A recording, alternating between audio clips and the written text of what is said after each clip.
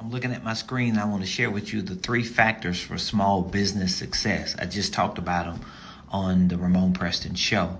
Factor number 1, products and services. So you need products and services in order for you to succeed as a small business. Now, how do you create products and services? Well, you got to take your ideas and concepts, convert them into things that you know have value in the marketplace, and you got to put a price on them. And then you got to take yourself to the second factor, which is sales and marketing. Without selling and marketing, or really I should say without marketing and selling, your products and services mean nothing. So factor number 2 is sales and marketing. Factor number 3, people, processes. There's no successful business on the planet that doesn't have a whole lot of people as staff, and they probably have executives have coaches and consultants, and then they have processes that are documented and duplicatable. Those are the 3 factors for small business success.